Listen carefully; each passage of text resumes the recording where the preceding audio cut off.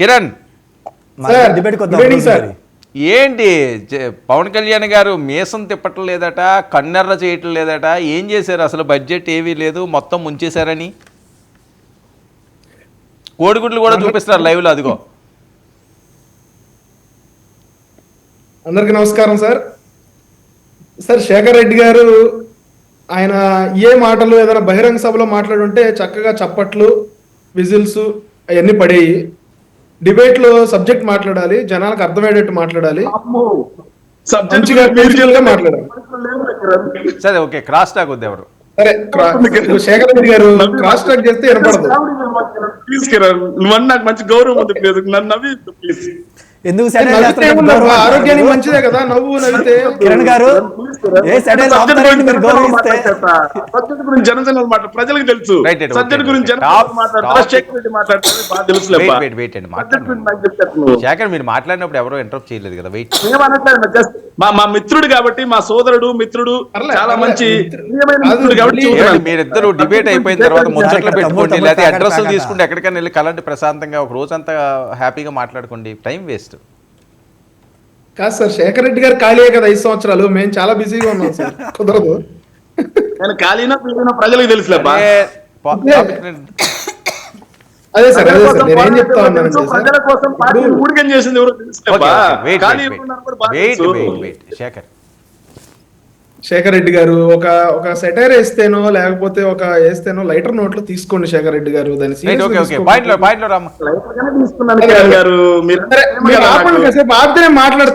ఆపితే మాట్లాడతా. ఇద్దరం మనం మాట్లాడుకుంటే పాపం ఇంకా ముగ్గురు వెయిట్ చేస్తున్నారు మన కోసం. అరే సార్ చెప్పండి సార్, కొంచెం మీరైనా. సరే మాట్లాడమ్మా. నేను చెప్పానబ్బా. ఓకే, నేను మొత్తం మాట్లాడేదాకా మాట్లాడొద్దు దయచేసి. శేఖర్ రెడ్డి గారు రాసుకోండి ఏమన్నా ఉంటే.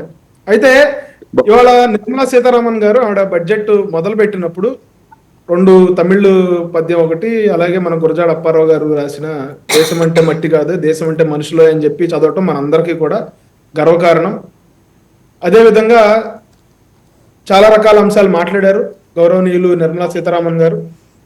అందులో అంటే సార్, ఇప్పుడు ప్రతిసారి బడ్జెట్ పెట్టినప్పుడు మాకేం వస్తుంది, ఆ పక్క రాష్ట్రానికి ఏం వెళ్తుంది, ఆ పక్క రాష్ట్రానికి ఏం వెళ్తుంది అని చెప్పి ఆ ఎక్స్పెక్టేషన్స్ ఉండటం సహజమే. కానీ సార్ ఈ బడ్జెట్లో కూడా చాలా అంశాలు ఆవిడ మాట్లాడారు. మన రాష్ట్రానికి సంబంధించి కూడా లాస్ట్ బడ్జెట్లో కూడా చాలా అంశాలు పెట్టారు. లాస్ట్ 7-8 monthsగా కూడా కేంద్ర ప్రభుత్వం నుంచి అనేక రకమైనటువంటి నిధులు మనకు రావటం జరిగింది. 2,08,000 కోట్ల రూపాయల పెట్టుబడులకు సంబంధించి లాస్ట్ మంత్లోనే నరేంద్ర మోదీ గారు, ప్రధానమంత్రి గారు, ఆయన శంకుస్థాపన చేసి వెళ్ళటం కూడా జరిగింది. పోలవరానికి పూర్తి స్థాయిలో సహాయ సహకారాలు అందిస్తాం. అదేవిధంగా రాష్ట్ర రాజధానిగా అమరావతి ఉంటుంది, అమరావతికి కూడా సహాయ సహకారాలు అందిస్తామని చెప్పి కూడా చెప్పడం జరిగింది.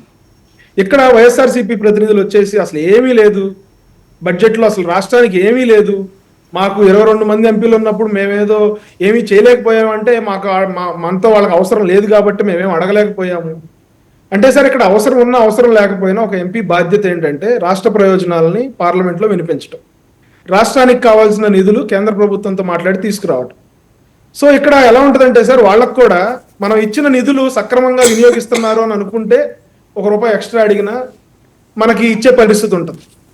అదే ఈ ఇచ్చిన డబ్బులన్నీ పప్పు బెల్లల్లాగా ఖర్చు పెట్టేసుకుంటారు, లేకపోతే దారి మళ్ళీ ఇచ్చేసుకుంటారు, వీళ్ళ పర్సనల్ వ్యక్తిగతంగా దాన్ని వాడేసుకుంటారు అనే ఆలోచన ఉన్నప్పుడు ఎవరైనా కూడా ఆలోచించే పరిస్థితి ఉంటుంది.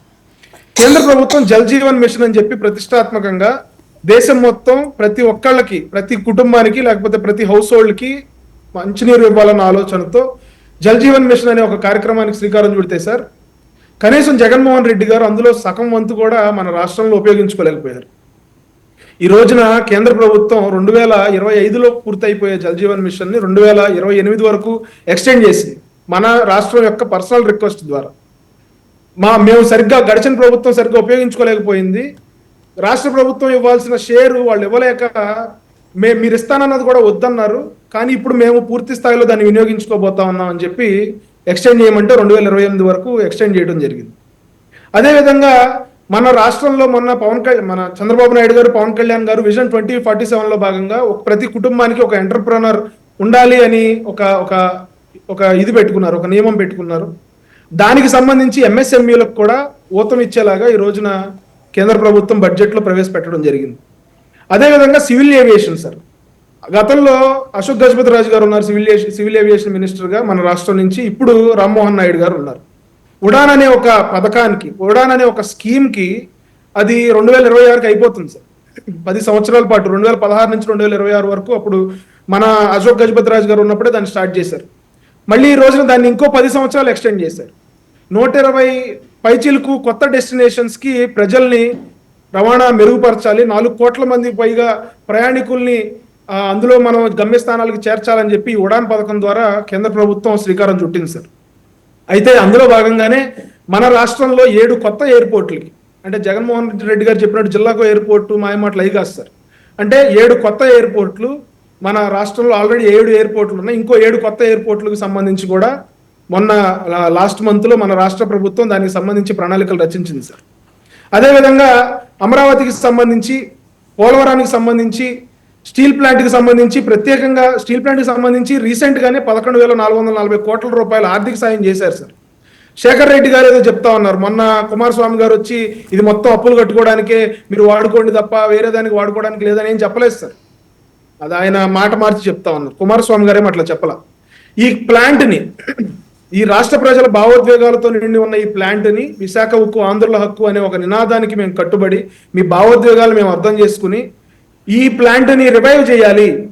300 మిలియన్ టన్నుల ఐరన్ ఉత్పత్తిని మన దేశం మొత్తం చెయ్యాలి అని చెప్పి నరేంద్ర మోదీ గారు వికసిత్ భారత్ లో భాగంగా ఆయన ఏదైతే కళ్ళగన్నారో అందులో భాగంగా ఈ ప్లాంట్ ను కూడా నవరత్న కంపెనీ లాగా ఉన్న ఈ ప్లాంట్ ని రివైవ్ చేస్తామని చెప్పి ఆ రోజున చెప్పడం జరిగింది. అదేవిధంగా బల్క్ డ్రగ్ పార్క్ సార్ నక్కపల్లిలో, BPCL refinery sir, green hydrogen project sir, ఇవన్నీ కాకుండా సార్ ఇప్పుడు రాష్ట్ర ప్రభుత్వానికి సపరేట్ గా కేటాయించకపోయినా ఈ రోజున బడ్జెట్ లో ప్రవేశపెట్టిన చాలా స్కీమ్స్ మన రాష్ట్రం కూడా దానివల్ల లాభపడే పరిస్థితులు ఉంటాయి సార్. ధనధాన్య స్కీమ్ అని చెప్పి ఒక కొత్త స్కీమ్ వచ్చింది సార్. దాని ద్వారా ఫైనల్ గా ఏపీకి అయితే ఏ అన్యాయం జరగలేదు అంతేనా సార్? అట్లా కాదు సార్, ఇప్పుడు అన్ని లక్షల కోట్ల బడ్జెట్ లో కేంద్ర ప్రభుత్వం తీసుకొచ్చిన ప్రతి పథకాన్ని మనం సరిగ్గా ఉపయోగించుకుంటే, అంటే బీహార్ తో కంపేర్ చేస్తున్నారు. బీహారు ఆంధ్రప్రదేశ్ కానీ ఈ రోజు ఎన్డీఏలో లేకపోతే అసలు లేదు, బీజేపీ అధికారంలో ఉండే పరిస్థితి లేదు అని. బీహార్కి చాలా చేశారు, ఏపీకి చాలా చేయలేదు. బీహార్కి ఏం చేయలేదు. బీహార్కి ఒక ఇన్స్టిట్యూట్ ఒకటి ఇచ్చారు ఈ బడ్జెట్ లో. కానీ మన రాష్ట్రంలో కేంద్ర ప్రభుత్వం మనకిచ్చిన, ఈ ఎన్డీఏ ప్రభుత్వమే మనకిచ్చిన ఇన్స్టిట్యూట్స్ చదువుతాను సార్ నేను. Tribal university Vizianagaram sir, IIM Visakhapatnam sir, Indian institute of petroleum Visakhapatnam sir, Indian institute of foreign trade Kakinada, national institute of technology Tadepalligudem, AIIMS Mangalagiri, national institute of design Vijayawada, IIT Tirupati, Indian institute of science and research Tirupati, Indian institute of technology design and manufacturing Kurnool sir, central university Anantapur sir. ఇలా కేంద్ర ప్రభుత్వం ఎన్నో రకాల institutes ని, కేంద్ర ప్రభుత్వ సంస్థల్ని మనకి గడిచిన కాదండి. వైసీపీ వాళ్ళు డైరెక్ట్ గా అటాక్ చేస్తున్నారు. అసలు మీకు సిగ్గు లేదు, అది లేదు, ఇది లేదు అని చెప్పి వాళ్ళదేని స్టైల్లోనే మాట్లాడుతున్నారు. ఇది కాకుండా సార్ ఇప్పుడు కూడా ఉంది, చెప్తాను మేడం. ఒక్క నిమిషం కిరణ్ గారు, ఒక్క పాయింట్ ప్లీజ్. ఆంధ్రప్రదేశ్కి చాలా ఇంపార్టెంట్ బెనిఫిట్ కూడా మ్యారిటైమ్ డెవలప్మెంట్ ఫండ్ 25,000 కోట్లతో ఏర్పాటు చేశారు. మనందరికీ తెలుసు తీర ప్రాంతం ఆంధ్రప్రదేశ్ చాలా సుదీర్ఘమైంది, చాలా సుదీర్ఘమైంది. మేడం ఒకసారి కంక్లూడ్ చేస్తాను మేడం, మీరు మాట్లాడుతున్నారు. ఒకసారి నేను కంక్లూడ్ చేస్తాను. అయితే సార్ ఇప్పుడు అన్నిటికంటే ముఖ్యమైనది ట్యాక్స్ రెజ్యూమ్ సార్.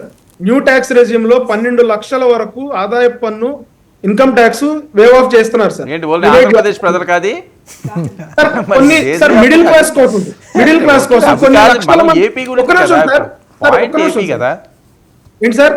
ఏపీ గురించి కదా మన పాయింట్ సార్. ఇప్పుడు అందులో ఆ స్కీమ్ లో బెనిఫిట్ పొందే వాళ్ళు మన ఆంధ్రప్రదేశ్ లో లేరా సార్? ఉంటారు, దేశవ్యాప్తంగా ఉన్నారు కదా. మరి దాన్ని మన ఆంధ్రప్రదేశ్ కి బెనిఫిట్ అని చెప్పరా సార్? ప్రతిదీ ఇంకా అలా మనం లెక్క వేయలేం కదా సార్. ఇప్పుడు కేంద్ర ప్రభుత్వం అనేది అన్ని రాష్ట్రాలని సమంగా చూస్తుంది. ఇప్పుడు ఆ 12 లక్షల ఇన్కమ్ ట్యాక్స్ స్కీమ్ లో కూడా మన రాష్ట్రానికి సంబంధించి కొన్ని లక్షల మంది, కోట్ల మంది ఐటీ ఎంప్లాయీస్ ఉన్నారు. ఇందులో ఎటువంటి అన్యాయం జరగలేదు. అంటే నేను ఒకటి చెప్తాను సార్, ఇందాక చూపించారు కదా సార్ కోడిగుడ్డు. ఆ కోడిగుడ్డు మీద ఏకలు పేకటం అంటారు సార్, దాన్ని కోడిగుడ్డు మీద ఏకలు పేకటం అంటారు. అట్లా ఇప్పుడు మధ్య తరగతి వాళ్ళకి నాగార్జున గారు రాష్ట్రాలు చేస్తే వినపడదు. మీరు చెప్పేది నాకేం వినపట్ల. నేను మాట్లాడిన తర్వాత మాట్లాడండి. అయితే ఇప్పుడు ప్రతి స్కీము మనం సక్రమంగా మన ఎంపీలు ఆ స్కీమ్స్ ని మన ఓకే, ప్రజలకు ఓకే, చేరువ ఓకే. చేయగలిగితే సార్ ఓకే ఓకే కిరణ్ ఇస్తాను